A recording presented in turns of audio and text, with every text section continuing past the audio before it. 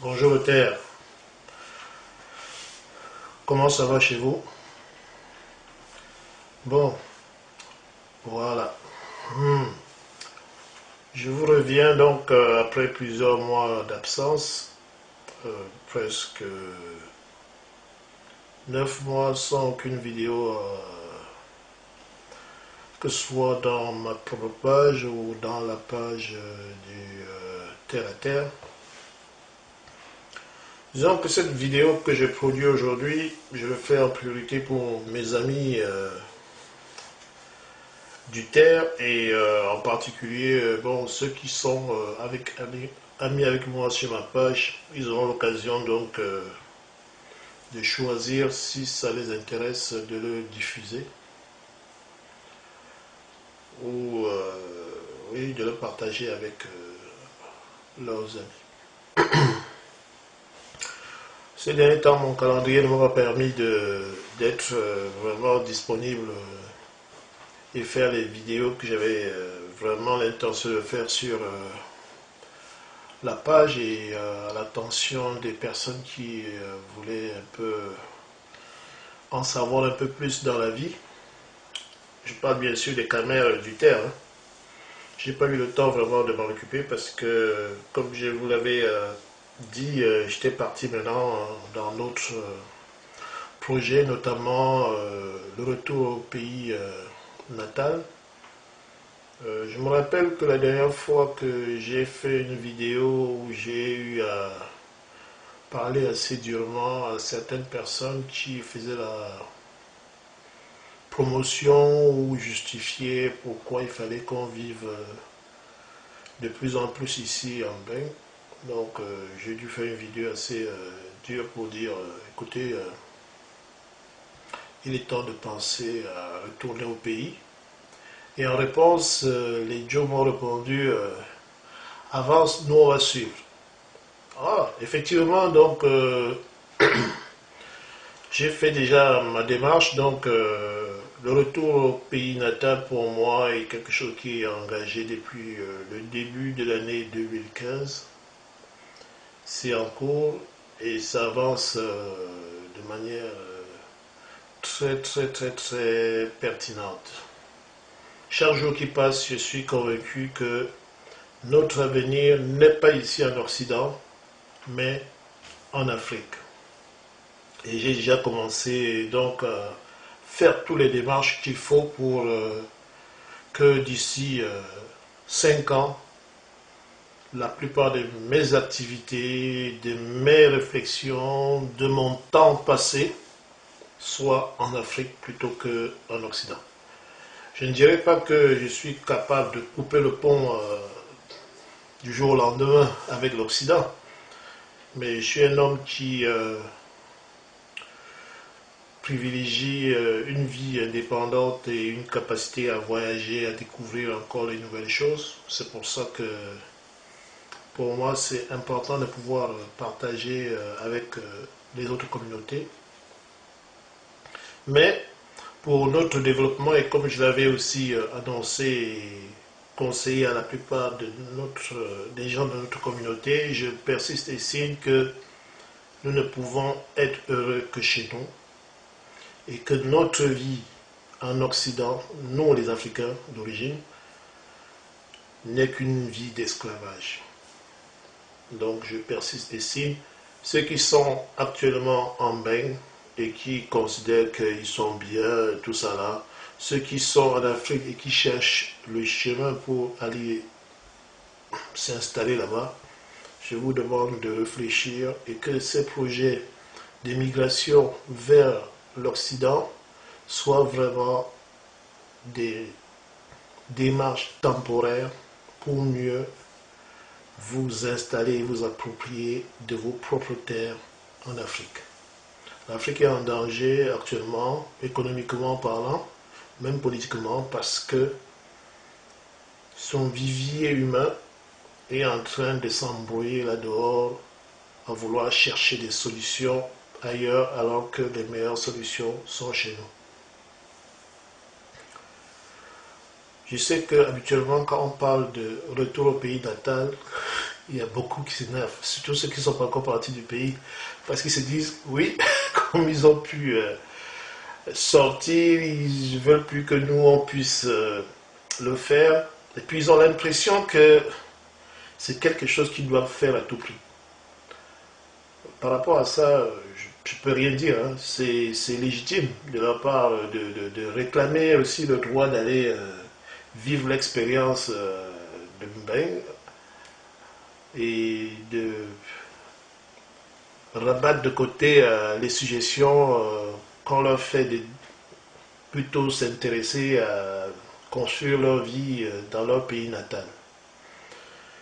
On dit, et en plus c'est propre au Khmer, hein. Ça dit que le Khmer c'est un homme têtu qui veut lui-même se faire son idée par sa propre expérience. Donc les conseils, il les balance de côté et puis il va lui-même goûter. Ceci dit, mon calendrier ces derniers mois a été quand même assez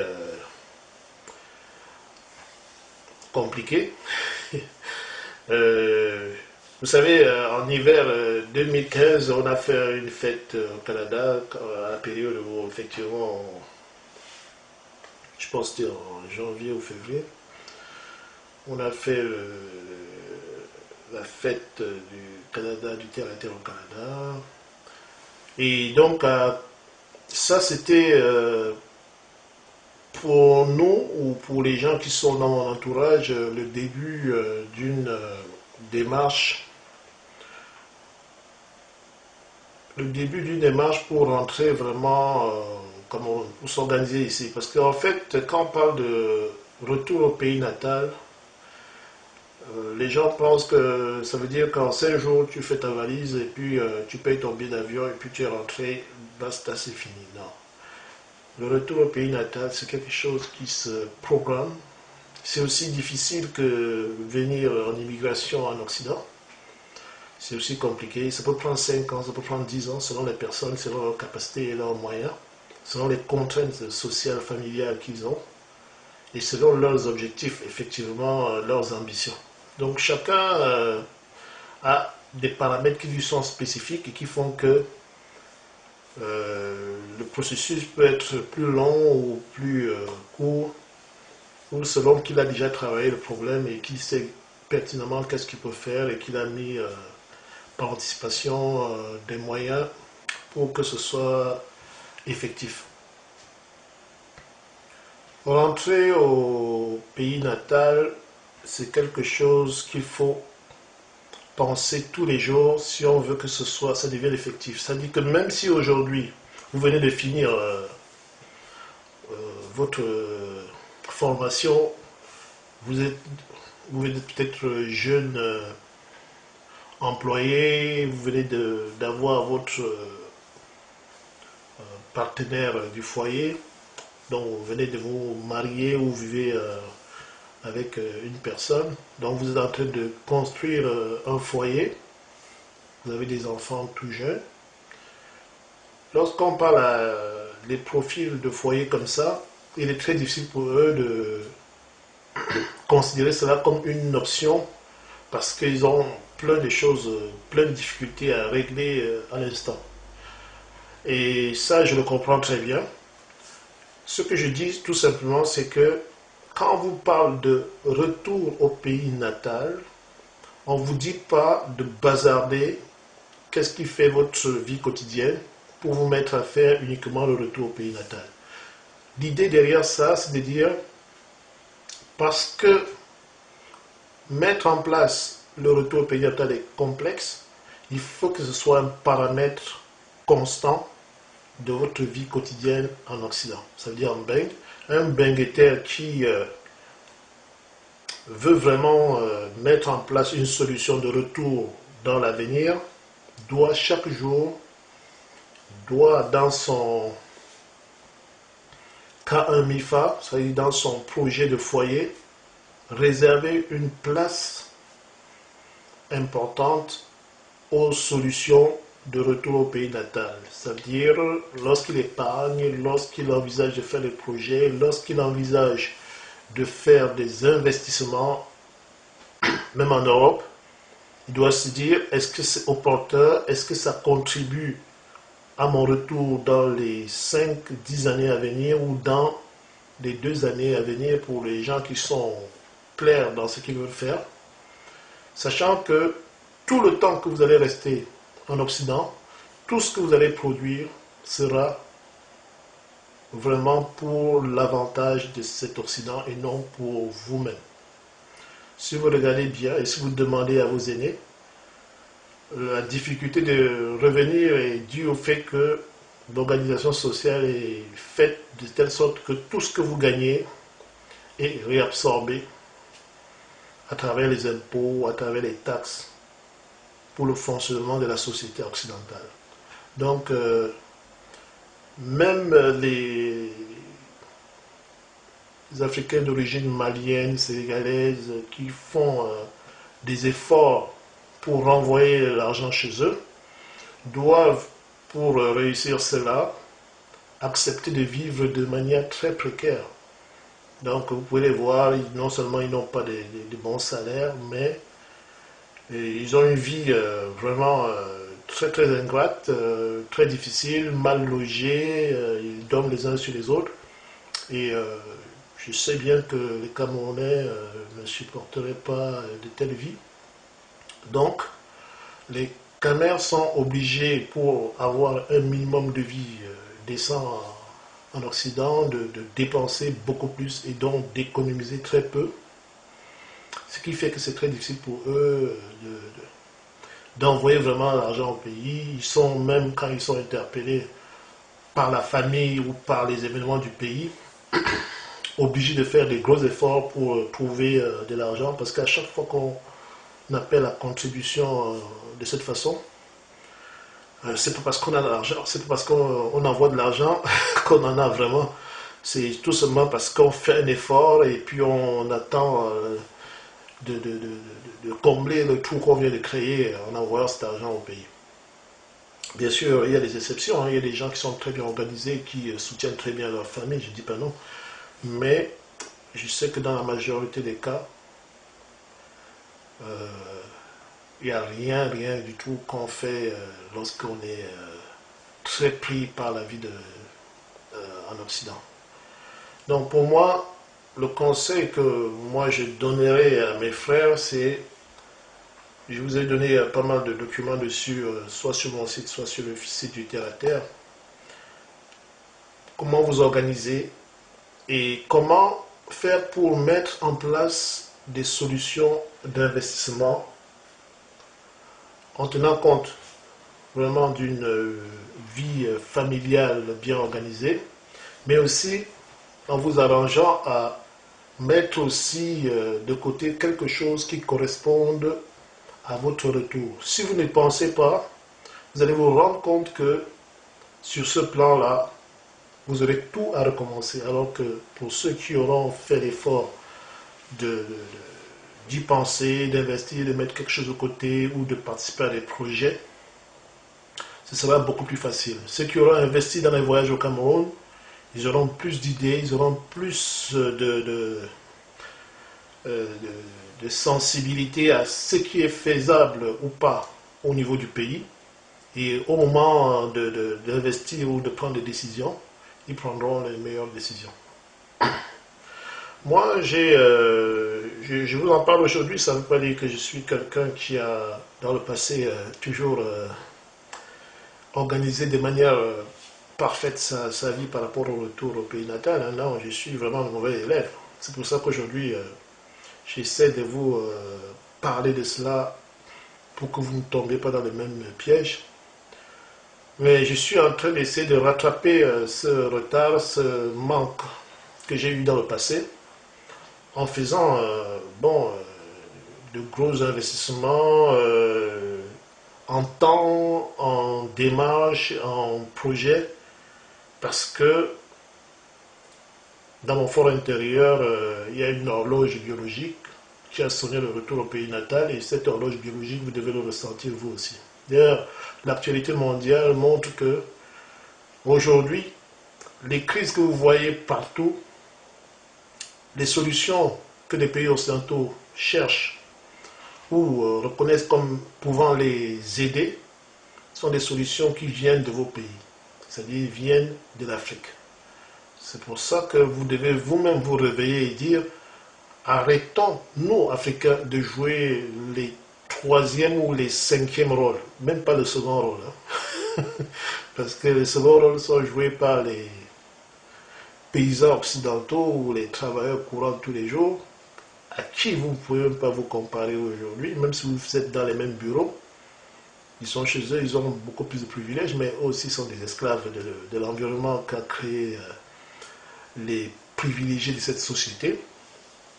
Mais nous qui avons une certaine expérience pour avoir vécu à l'étranger, pour avoir vécu autre chose que ce qui se passe peut-être chez nous, on pourrait avoir plus de discernement, plus d'intelligence et rentrer chez nous, essayer de construire quelque chose qui permettrait à l'Afrique d'être indépendant. Et cette indépendance passe par le travail que vous pouvez et les projets que vous pouvez développer sur ce continent. L'indépendance ne viendra que quand les Européens se rendront compte que nous avons compris comment être autonomes. Tant qu'ils voient que nous ne pouvons pas être autonomes, ils vont créer le désordre chez nous, ils vont venir se servir gratuitement et nous continuerons à faire un voyage pour aller les servir d'esclaves chez eux. Et cela de nous-mêmes, sans qu'ils nous forcent, hein, parce qu'aujourd'hui même, ils font semblant de dire écoutez, rentrez chez vous, mais bon, nous on force, on dit que nous on a aussi le droit d'être chez eux, ainsi de suite, mais à vrai dire, c'est une situation dans laquelle nous on joue un rôle vraiment, à mon sens, ridicule, très ridicule. Donc j'appelle à tous les Khmers qui sont en Occident, de réfléchir sur tout ce qu'ils peuvent faire en Afrique. Et je vous dirais qu'ils n'ont pas besoin de diplômes occidentaux pour aller faire des choses en Afrique. Pour moi, le niveau de bac est largement suffisant pour faire n'importe quoi, même industriel, même des techniques très sophistiquées au pays. Parce que le besoin actuel des pays africains est au niveau du primaire, c'est-à-dire l'agriculture, les minéraux, et ainsi de suite.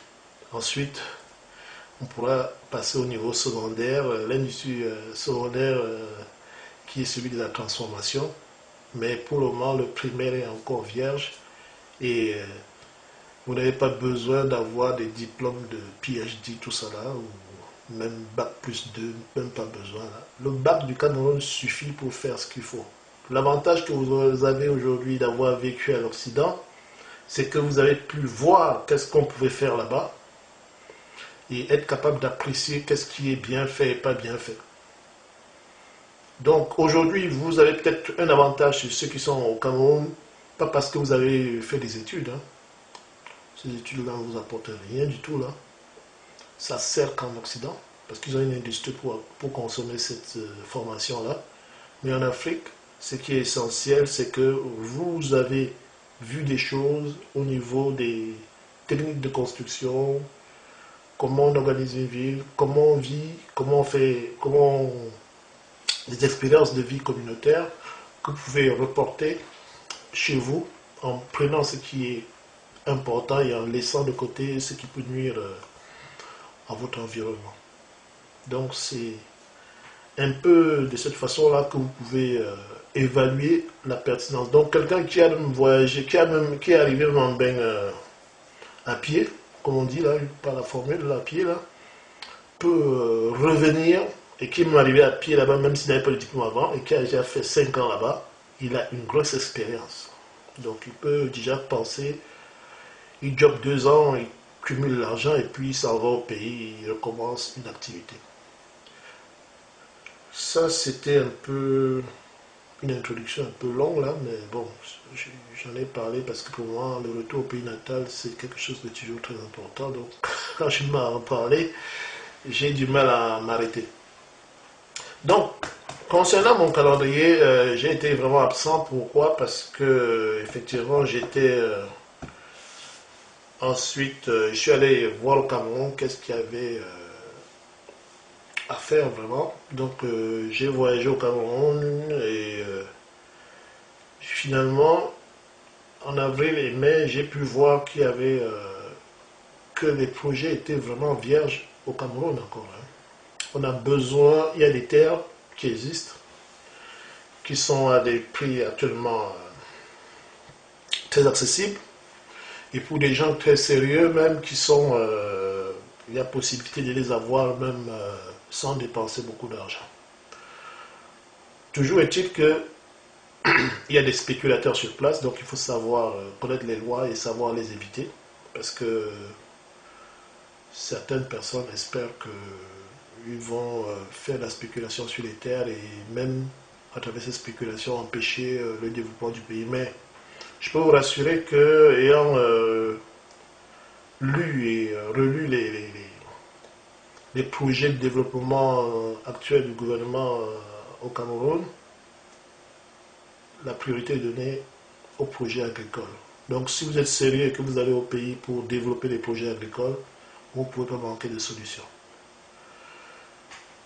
Ensuite, donc, j'ai regardé, donc j'ai prospecté, j'ai rencontré des gens, et j'ai choisi donc d'évoluer avec certaines personnes et dans certaines parties, dans certaines zones du pays où effectivement il n'y a encore rien, des zones vierges en termes de développement. Et donc je suis en train de me préparer pour repartir là avec des gros projets de développement agricole.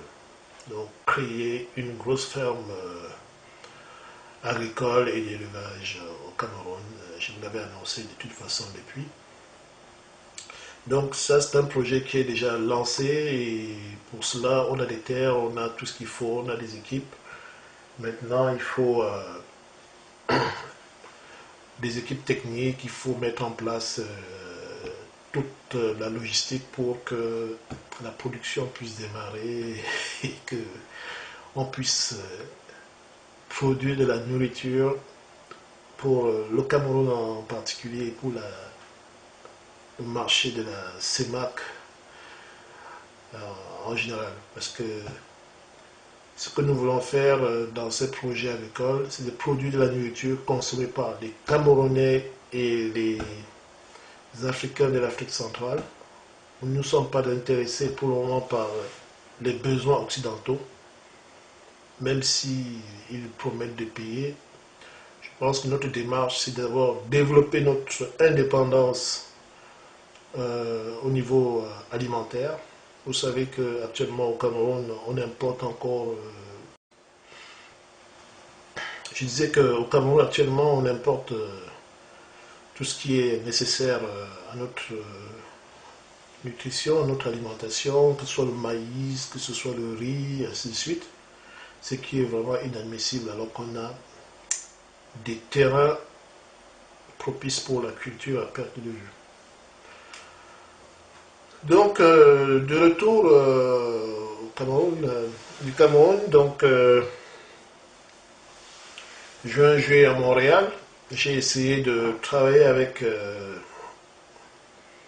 mes Wabeurs et Waggers du Canada un peu pour voir qu'est-ce qu'on pouvait faire pour soutenir ces projets, mais je pense que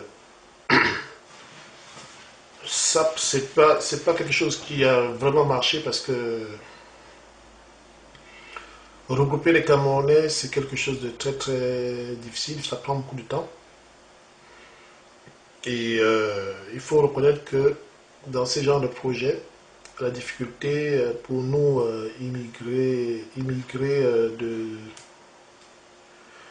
dans les pays occidentaux lointains, la difficulté pour chaque foyer, chaque famille d'immigrants camerounais, c'est qu'ils doivent régler leurs problèmes quotidiens et donc c'est pas facile de les intégrer ou de les faire partir sur des projets non planifiés vraiment à la hâte. Donc, après donc avoir essayé de voir, après avoir essayé de travailler et mettre en place un soutien à travers notre ONG canadien, je me suis rendu compte que cela n'était pas quelque chose qui pouvait marcher facilement vu la non-disponibilité de mes compatriotes. Et donc, j'ai utilisé d'autres moyens financiers donc, pour relancer. Donc, aujourd'hui, mon calendrier est vraiment trop chargé. C'est quelque chose, je pensais que c'est eux qui allaient, encore des gens plus jeunes, plus disponibles, aller faire toutes ces démarches-là. Ou on allait commencer ça ensemble et puis ils allaient continuer. Mais ils ont un peu la tête dans le guidon pour le moment, donc je respecte ça. J'ai dû moi-même donc voyager pour aller en Chine. Bientôt, je suis revenu de Chine, en Chine où j'ai fait peut-être un mois et demi à effectivement étudier le marché de tout ce qui est matériel nécessaire pour la construction du pays. J'ai découvert que la Chine, qui hier était un pays qu'on considérait en difficulté, avec une grosse population, une population difficile à nourrir ou quoi que ce soit, est aujourd'hui number one. Oui, number one parce que leur gouvernement a mis en place des infrastructures, ils ont les meilleures infrastructures du monde en termes d'infrastructures routières, infrastructures de transport, ils ont les meilleurs trains dans le monde. J'ai pu voyager 1200 km en 3h45 sur le fast train, donc c'est des choses que j'ai expérimentées là où j'étais, Shanghai, j'ai visité d'autres provinces. Les routes sont très bien construites, le réseau de transport est très bien fait. T'as pas l'impression qu'il y a 1,5 milliard de personnes.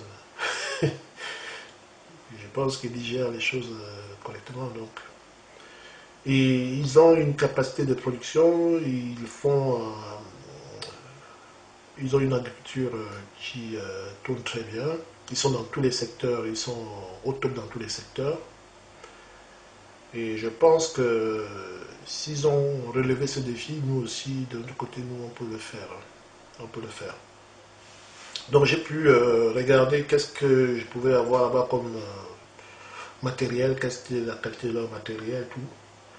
Donc moi, en conclusion, c'est un peu délicat parce que quand on va en Chine, je vous déconseille souvent d'aller chercher des matériels en occasion là-bas. Parce que ceux qui vendent le matériel à l'occasion sont des gens qui sont un peu dans la grève, c'est des gens aussi du marécage. Et généralement, c'est des gars qui vont essayer de vous truander. Si vous allez en Chine, je vous conseille d'aller chercher du matériel neuf. Oui, parce que les Chinois, il y a deux sortes d'industries là-bas. Il y a l'industrie d'occasion et l'industrie du neuf. L'industrie du neuf a l'avantage qu'ils sont presque à moitié de prix de ce qu'on fait en Occident, pour la même spécification technique. Donc, il suffit de tomber sur une entreprise qui est partie sur des bases de solutions occidentales. Ça veut dire que c'est un peu leur principe. Hein. Quand ils sont en joint venture avec une société occidentale, ils ont toujours le contrat de dire qu'ils ont accès à toute la technologie et après ils commencent à produire ce matériel à moindre coût. Et vous avez la possibilité d'acheter le matériel neuf chez eux avec des équipements européens dedans, dans ce matériel-là, ou des équipements de base chinoise. Eux, ils reconnaissent que l'équipement de base chinoise a encore du chemin à faire, donc ils le vendent moins cher, ou souvent même, ils le vendent moins cher parce que c'est eux qui le produisent, mais ils peuvent le faire à moins de coût. Si vous exigez que les équipements qui constituent le matériel soient d'origine européenne, parce que vous connaissez à peu près quelles sont les spécifications et leur qualité, ce sera un peu plus cher, mais généralement, pas de beaucoup. Donc c'est ça. Là, en septembre, octobre, je serai plutôt en France. France, Cameroun, pour essayer de voir comment compléter ces équipements-là. Bon, c'est encore un autre enjeu. Je me suis rendu compte aussi en voyageant en Chine que on ne peut pas tout prendre en Chine. Ils sont pas, je dirais, en même temps que je me suis rendu compte que sur l'usager, ils sont pas bons, mais même s'ils annoncent sur le net qu'ils ont des produits moins chers sur en équipement, par exemple agricole, tout ça là, je déconseille fortement d'acheter du matériel usagé chez eux parce que non seulement les prix qu'ils annoncent ne sont pas les prix réels, et souvent si vous achetez chez eux, ces dealers d'usagers pourront vous vendre, si vous payez vraiment à bas prix, autre chose que ce que vous avez vous-même inspecté lorsque vous étiez chez eux. Donc c'est vraiment des NDOS de premier niveau, quoi. Surtout à Shanghai. D'ailleurs, vous savez qu'actuellement, quand vous arrivez là-bas, Google, Facebook, tout ça là sont prohibés par le gouvernement. Donc, ça fait que la plupart des communications est comme vous êtes comme isolé un peu du monde. Donc, vous ne pouvez pas checker tout ce que vous voulez, hein. Surtout pour ceux qui sont habitués au moteur de recherche Google. Généralement, quand vous en affaire, surtout pour des produits comme ça, et quand on vous présente des explications, lorsque vous avez un moteur comme Google, vous avez le moyen de recouper les informations très rapidement et voir s'il y a d'autres alternatives pour des solutions technologiques de ce genre. Mais lorsqu'il n'y a pas Google, là, vous êtes réduit à des moteurs comme Yahoo, tout ça là, qui sont eux-mêmes obligés qui sont en fait ouverts en Chine parce qu'ils ont accepté de respecter les règles du gouvernement chinois qui dit de filtrer certains sites qui ne sont pas, entre guillemets,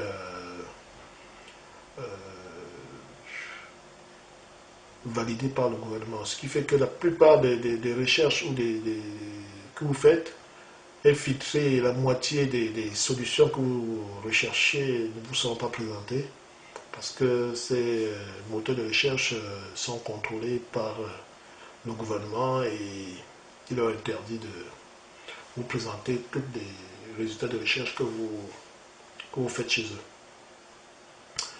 Autre chose, si vous êtes en conflit avec des Chinois sur leur territoire, n'oubliez pas une chose là, les ambassades ne peuvent rien faire pour vous, parce que diplomatiquement ils disent qu'ils n'ont pas le droit de s'impliquer. Et c'est clair que si vous allez à la police est très facilement corruptible là-bas. Ils vont se mettre plutôt du côté des Chinois et ils vont essayer de vous embrouiller beaucoup plus. Donc c'est des choses que j'ai vues sur place et que j'ai pu recenser. Donc vous ne pouvez pas compter, il y a encore pas mal de corruption là-bas au niveau local et puis tant que vous ne parlez pas correctement le chinois, c'est très difficile pour vous d'accéder à certains marchés que je dirais marché privilégié pour les usagers. Parce que quand on parle de marché des machines ou des composants usagés, ça veut dire qu'on on accoste des industriels et dans sa culture, le chinois, tant que tu ne parles pas sa langue, il ne peut pas vraiment discuter de quoi que ce soit avec toi. Mais dès que tu es capable de parler du chinois correctement, euh, il peut effectivement faire beaucoup de choses, plus de choses avec toi et plus facilement, quoi. C'est un peu ça. Et si vous voulez avoir un chinois comme intermédiaire qui va entrer et démarcher pour vous, vous restez toujours à la merci de ces chinois intermédiaires qui, habituellement, parce qu'ils parlent anglais, connaît un peu les différences, il va essayer de vous entuber. Ceci dit, moi, je voulais tout simplement vous dire, bon, écoutez, retour au pays natal, c'est quelque chose à faire. Aujourd'hui, la vie en Occident, qui consiste à faire boubou, dodo, boulot, manger, c'est vraiment quelque chose qu'il faudrait revoir dans notre cycle de vie quotidien et plutôt penser maintenant à voir comment faire la démarche pour rentrer au pays, faire des projets concrets. Les gens qui croient qu'investir au pays, c'est aller acheter les terrains pour se construire des maisons, je pense que là-dessus, il y a quand même une erreur que je constate sur cette démarche. C'est que le capital que les gens ont aujourd'hui, ils vont, ils achètent des terrains. Voilà, voilà. Et puis ils disent, ok, vu comment les terrains évoluent, bon, on a notre terrain. Mais ce qu'ils oublient en réalité, c'est que s'ils ont effectivement mis comme 10 000 euros à terre ou 20 000 euros à terre pour le terrain, ça leur prend plusieurs années déjà pour pouvoir construire quoi que ce soit dessus. C'est de l'argent immobilisé, c'est de l'argent mis comme... ils ont effectivement réservé un terrain qui va plus tard être utile, mais c'est de l'argent mort, à mon avis. La meilleure solution serait de se regrouper et voir de quelle façon vraiment investir cet argent-là pour que cet argent, au lieu d'aller dans une solution économique morte pour moi, qui consiste à dire j'achète un terrain et puis bon, j'attends 10 ans pour savoir ce que je fais du terrain. Là, c'est de l'argent vraiment jeté en l'air. Là.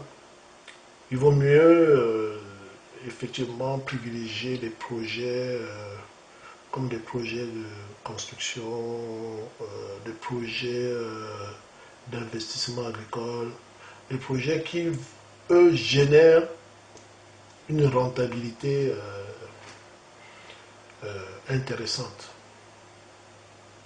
Donc des projets qui vont permettre à vous 20 000, 30 000, 40 000 dollars ou euros de générer chaque année un 10%. Ça veut dire que si j'investis 40 000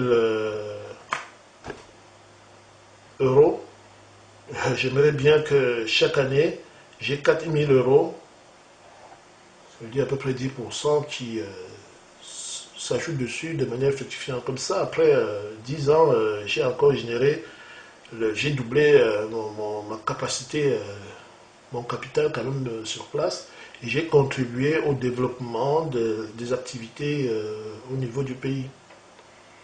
Donc c'est ça. C'est vrai que quand vous investissez dans un projet dynamique comme un projet agricole, un projet, vous êtes quand même amené à surveiller parce qu'il y a des risques plus importants que si vous achetiez un terrain. Mais on dira que c'est parce qu'il y a un risque que ça rapporte beaucoup plus. Et rien n'empêche l'autre. Hein. C'est-à-dire que parce que vous avez investi dans un projet agricole, au fur et à mesure que les intérêts viennent, doublent, vous pouvez donc, avec ces intérêts-là, passer à un autre niveau, acquérir aussi des terrains, ou faire les deux si vous avez beaucoup plus de moyens. Donc, voilà, c'est à peu près ça un peu la situation un peu que je vis actuellement. Donc, je suis actuellement donc entre l'Occident et le Cameroun et même l'Asie pour voir un peu comment les plateformes se conjuguent. Vous savez que on a pas mal de problèmes actuellement en Afrique à cause de ces conflits d'intérêts qu'on a avec l'Occident. Aujourd'hui, nos gouvernements ont choisi à bon escient de composer avec tous les partis, ce qui leur donne une meilleure latitude, ce qui nous ouvre plus de portes dans les négociations. Mais vous-même, vous voyez que c'est pas facile à gérer parce que les Occidentaux, eux, continuent à faire la démarche de nous rendre infirme pour pouvoir se servir gratuitement ou nous mettre en mode d'incapacité pour pouvoir se servir facilement chaque jour. Donc ça va s'arrêter que lorsque ils verront que vous, originaires d'Afrique, avez pris la résolution d'aller faire le développement chez vous. Ils le font aujourd'hui parce qu'ils se rendent compte que ce territoire est encore vierge et qu'il n'y a personne qui veut vraiment faire quelque chose sur place. Alors, en passant, je ferai un commentaire par rapport à ce qui se passe vraiment au Cameroun. D'après, puisque je vous ai dit que j'ai passé un temps là-bas, je suis rentré et puis j'ai analysé comment le phénomène se passait un peu, en particulier pour le Cameroun. Vous savez, le gouvernement au Cameroun, d'après mon analyse, est conscient qu'il ne peut pas tout faire. Donc, aujourd'hui même, d'ailleurs, si vous regardez bien, beaucoup de projets agricoles, industriels, tout ça là, ou en particulier ceux d'État, ne marchent pas très bien, tout simplement parce que les dirigeants de ces sociétés sont, pour la plupart, des irresponsables. C'est un peu difficile au Cameroun de voir quelqu'un qui va se sacrifier pour comment dire, défendre correctement le bien public. Le bien public chez nous, c'est vu comme une manne pour certains privilégiés. Donc, soit ils ne défendent pas assez, et puis à la fin, ça tombe entre les mains des gens peu scrupuleux. Et à la fin, la société tombe en faillite ou elle devient difficile à gérer ou même le gouvernement est obligé de le céder à des sociétés étrangères pour pouvoir récupérer peut-être son investissement, ainsi de suite. Donc, ce qui fait que devant toute cette difficulté à développer des structures publiques fortes, le gouvernement est quand même ouvert des portes pour le développement des entreprises privées et donne même des subventions aux entreprises privées qui présentent des projets intéressants. Ceci dit, si nous, originaires du Cameroun, ne faisons pas la démarche, les gens qui vont bénéficier de cela seront les entreprises étrangères encore, parce qu'ils viendront proposer des projets mirobolants et devant le besoin de développement, nos politiciens seront forcés de leur donner les moyens ou de les laisser faire. C'est pour ça que je conseille vraiment à tous les Camerounais qui ont dans un peu de moyens de regarder comment ils peuvent se regrouper et aller pour vraiment développer des projets en Afrique. Je ne dis pas que c'est facile, vous allez vous buter à des difficultés, mais il y a pas de projets. Ce n'est pas en Europe que c'est aussi facile. Hein. Si vous regardez bien, c'est même plus facile au Cameroun qu'en Europe. Les gens se plaignent trop que oui, on essaie de faire les choses au pays, ça ne marche pas. Oui, parce que leur exigence par rapport au pays est beaucoup plus élevée. Parce qu'ils se disent que comme c'est leur pays, quand ils viennent pour faire des projets, on doit leur ouvrir la porte grand ouvert et ça va être trop facile. Non. Essayez de faire les mêmes projets là-bas en Europe. Vous allez voir si on va vous laisser faire. La preuve, rares sont les Africains qui ont développé même un petit projet valable. On les compte sur les bouts des doigts et encore. Donc, malgré tout ce qu'on peut raconter, malgré toutes les difficultés qu'on peut déclarer, le fait que, oui, nos gouvernants ou la mentalité qu'il y a chez nous ne rend pas les choses faciles, moi je vous encourage à y aller. Plus vous y serez, plus les choses vont se mettre en place, plus la loi va faire que le grand nombre va jouer en votre faveur. Si vous restez derrière à vous plaindre que c'est difficile, qu'il y a des trucages, que vous allez être, comment dire, découragé par des façons de faire, je dirais qu'on ne fera jamais rien. Il faut casser les omelettes, hein, il faut casser les œufs pour faire les omelettes. Donc, rendez-vous au pays, donc sans complexe. On va aborder les projets. S'il y a des difficultés, il faut seulement le signaler et puis on va voir comment on peut résoudre ça.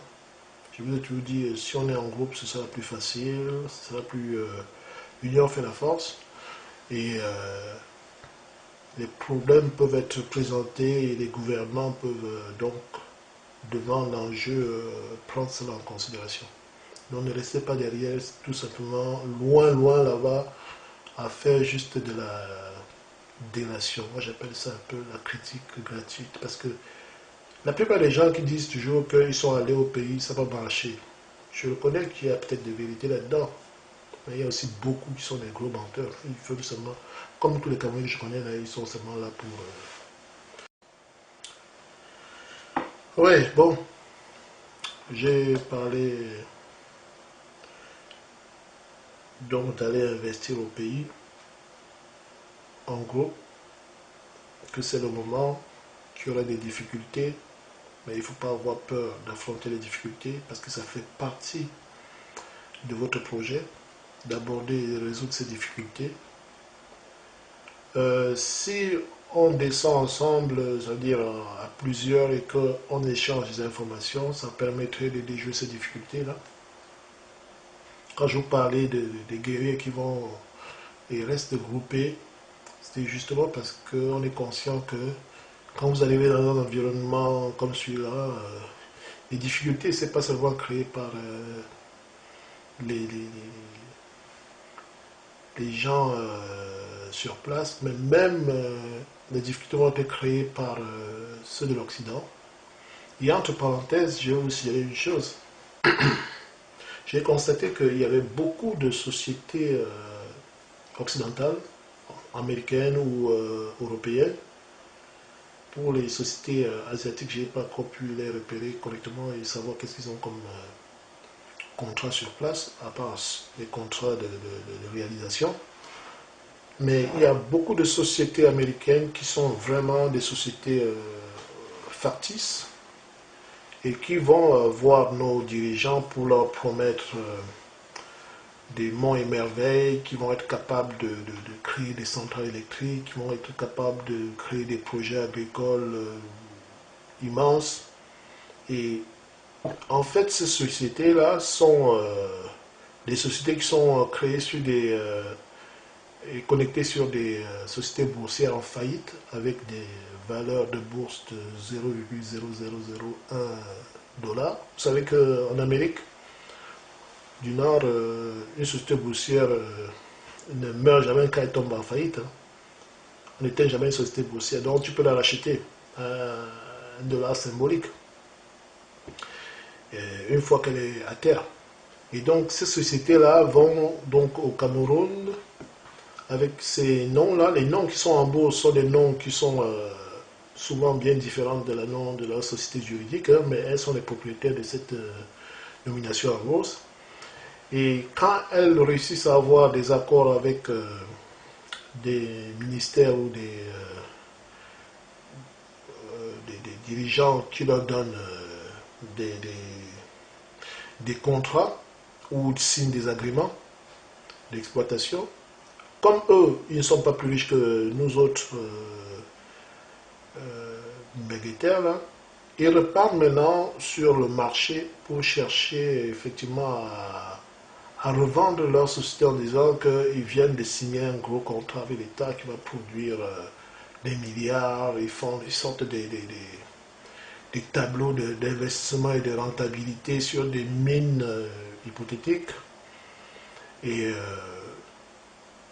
partis avec zéro, ils commencent à vendre, à faire monter la valeur en bourse de leur société. Ils font des joint ventures avec les sociétés indiennes, ils cherchent des milliardaires là-dehors qui ne savent pas où investir leur argent. Et à la fin, sans même poser une seule pierre au pays, leurs sociétés deviennent souvent des grosses multinationales. Et ceux qui ont investi leur argent maintenant veulent voir cette rentabilité. C'est pour ça qu'ils arrivent en Afrique agressifs, parce qu'ils ont mis des milliards entre les mains de certains pro-investisseurs qui sont venus sur place et qui ont pris l'argent et ils sont taillés, à eux maintenant de se débrouiller à fructifier cela. Et je peux vous dire que ça crée beaucoup de bordel.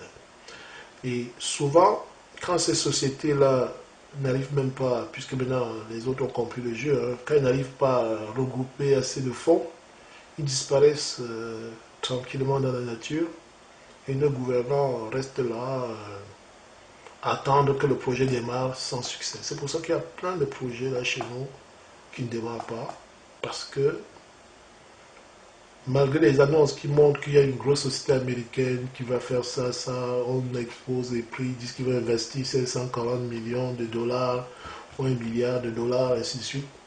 5 ans plus tard, rien n'a bougé.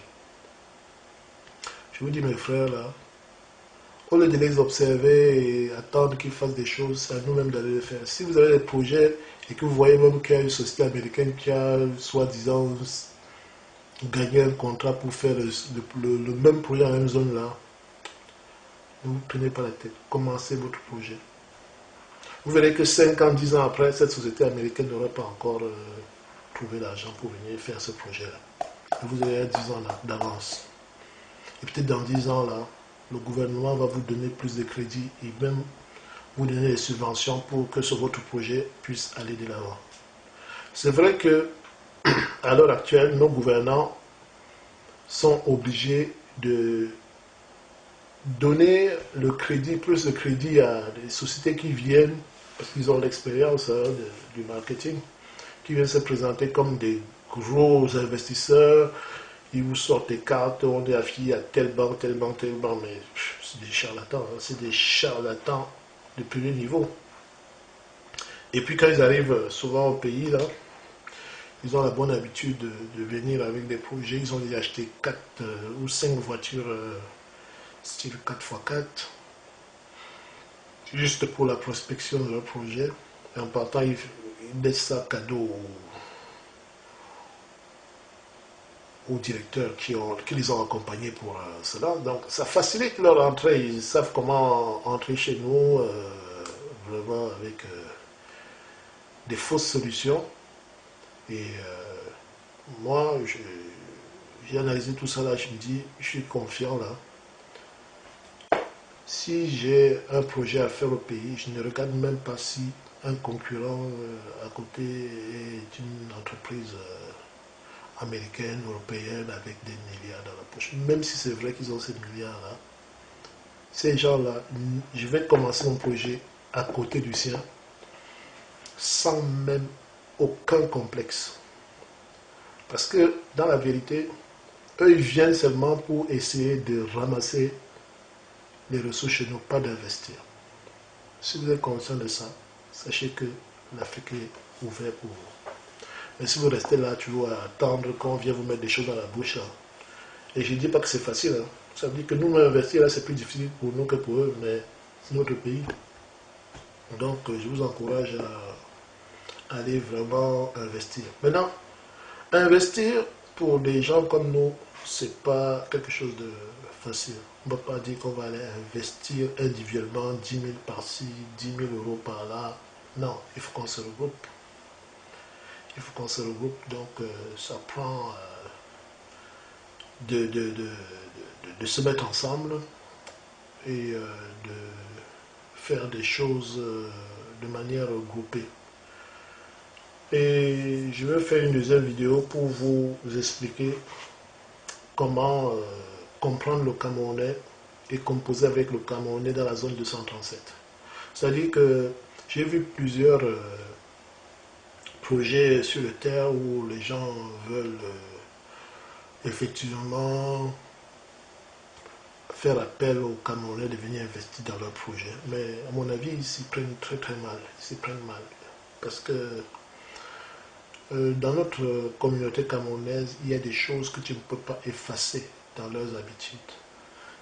Les Camerounais ont une façon de voir les choses que tu ne peux pas effacer. Le Camerounais est têtu.